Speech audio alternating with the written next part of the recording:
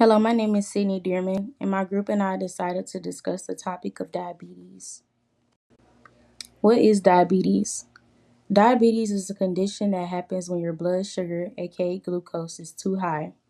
It develops when your pancreas doesn't make enough insulin or any at all, or when your body isn't responding to the effects of insulin properly. Diabetes affects people of all ages. Most forms of diabetes are chronic, aka lifelong, and all forms are manageable with medications and or lifestyle changes. So some signs and symptoms of diabetes to look out for is urinate a lot at nighttime, are very thirsty, lose weight without trying, are very hungry, have blurry vision, have numb or tingling hands or feet, feel very tired, have dry skin, sores that heal slowly, and have more infections than usual. Different types of diabetes. There are four different types of diabetes.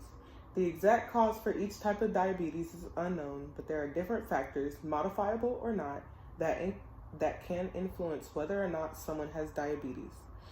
So, for a factor to be modifiable, it means that a person can change it. For example, how much a person weighs, what they're eating, etc.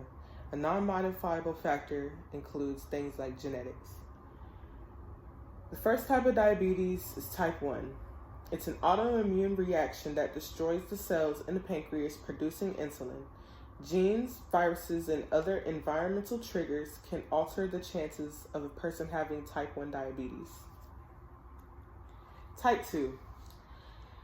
It's mainly caused by insulin resistance, which is when cells within the muscle, fat, and or liver don't respond properly to insulin. Other factors can contribute to insulin resistance like lifestyle factors, hormonal imbalances, and more. Gestational diabetes.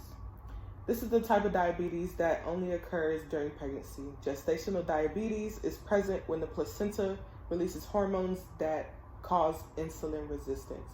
It's pretty much type 2 diabetes for pregnant women. Type 3C. The type of diabetes that occurs when the pancreas is physically damaged. This damage results in consequences affecting the ability of the pancreas to produce insulin within the body. Bodily effects of diabetes.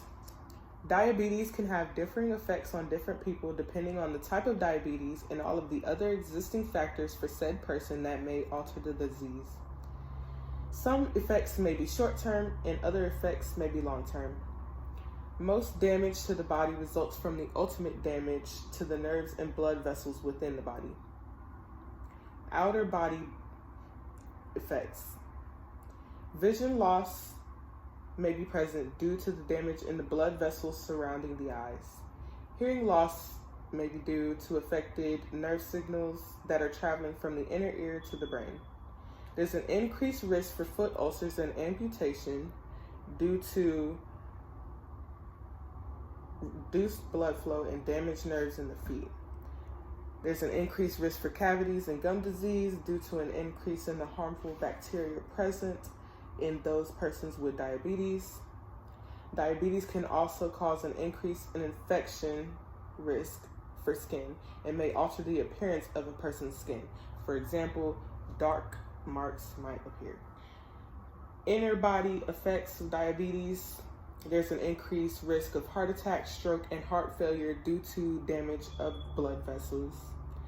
Damage in the nerves and blood vessels may cause pain, burning, tingling, loss of feeling, and ultimately decreased blood flow. There may be slowing or a complete stop to digestion resulting from damaged nerves in the stomach. There's an increased risk for stroke and memory loss due to damaged blood vessels in and surrounding the brain. And chronic kidney disease may be present due to the reduction in kidney function. So in persons with diabetes, the kidneys cannot filter waste the same. Hi everyone, my name is Ariel Mays and I'm a junior majoring in nursing with a minor in health here at Prairie View A&M University. Today I will be presenting on slide 8, which focuses on who is most affected by diabetes in terms of age, gender, and health status.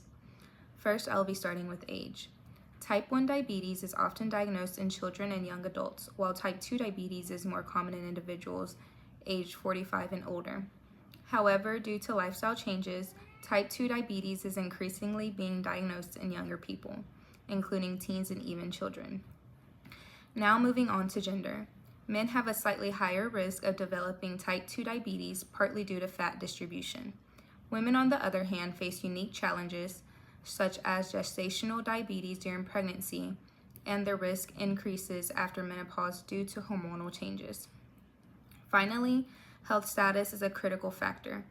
People with obesity, high blood pressure, or family history of diabetes are at high risk. Socioeconomic factors like limited access to health care or a lack of nutritious food also contribute to diabetes prevalence. Minority populations such as African Americans and Hispanic or Latino groups face higher risk due to these disparities.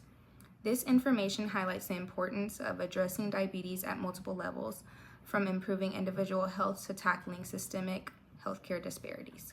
Hi, my name is Anaya Jacobs, and today I will be presenting to you guys diabetes treatment options.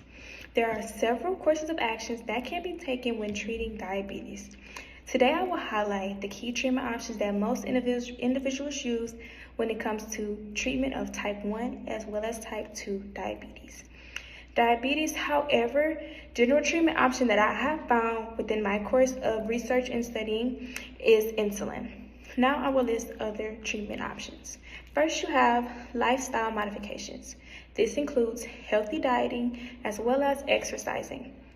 Next is oral and injectable medications, which include inhibitors as well as insulin. Now you have blood sugar monitoring, which is using a finger stick or a glucose monitor. And then you have supportive care, which is just being educating yourself within the background of diabetes as well as having routinely checkups. Thank you. Hello, my name is Deja Lewis, and I am a public health major, and today I'll be going over the statistical information of both diagnosed and undiagnosed diabetes. 38.4 million people of all ages, or 11.6% of the U.S. population, had diabetes. 38.1 million adults ages 18 years or older, or 14.7% of all U.S. adults had diabetes. 8.7 million adults ages 18 years or older who met laboratory criteria for diabetes were not aware or did not report having undiagnosed diabetes. This number represents 3.4% of all U.S. adults and 22.8% of all U.S. adults with diabetes.